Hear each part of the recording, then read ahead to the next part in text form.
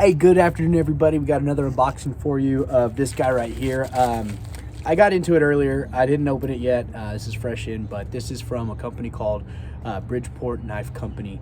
I'm very honored to have this. This knife was made by a very young person, designed, I should say. Yeah, we'll get into it, but first, I opened up the package accidentally. So yeah, let's get into the actual box we got here. Nice little box. Ooh, oh, that is gorgeous. So cool. It's pretty cool. Got some, I believe these are the original bearings that the knife came with.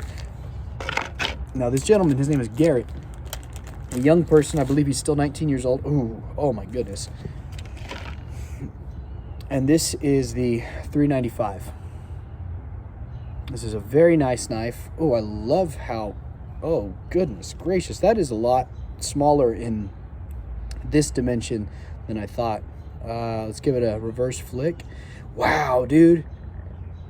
Dude, this thing is amazing. And look, it's bronze. You guys aren't gonna be able to tell, but it is bronze with some purple, blurple, anno on the hardware. This thing is awesome. Ready? Oh, wow. This is nice, man. Dude, Garrett, you are insane, brother. Holy hell. I'm looking at, yeah, he's got the skiffs in here. No blade play whatsoever. Oh, the action is amazing, immaculate. Oh, goodness gracious. Garrett, you did not have to go this hard in the paint, son. What the hell? Oh, wow, that's great. Oh, goodness gracious. It barely passes the knife nerdery test, where if you can reverse flick a knife, you can go straight into this forward finger choil. I'll give you an example with the Oz Machine Company Roosevelt. If you can do, if this, then this, right? That's what I'm talking about, the knife nerdery test. Or the knife nerdery standard. He's the one who pointed it out to me for the first time, so now I can't get it out of my head. If this, then this.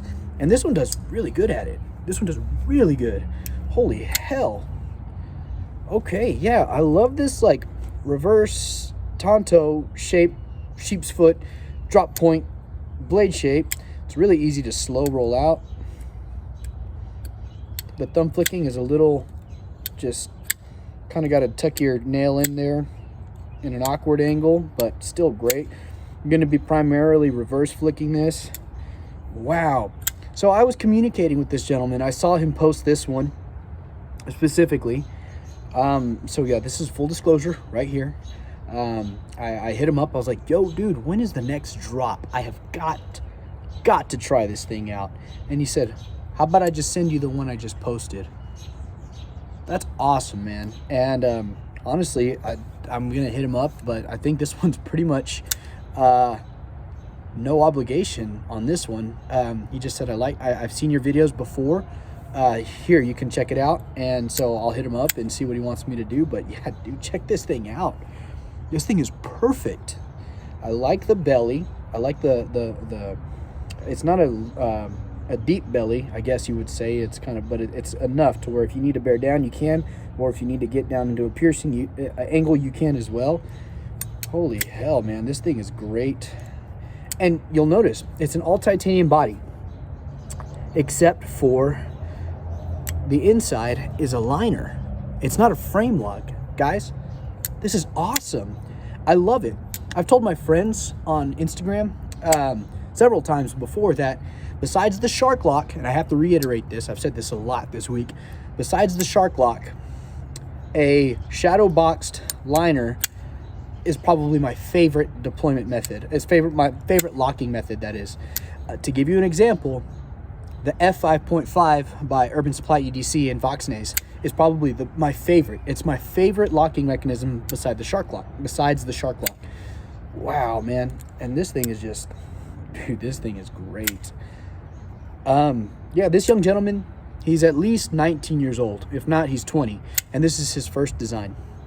He has more plans coming out with other locking mechanisms. I'm assuming he's meaning like a frame lock or something like that when he said that.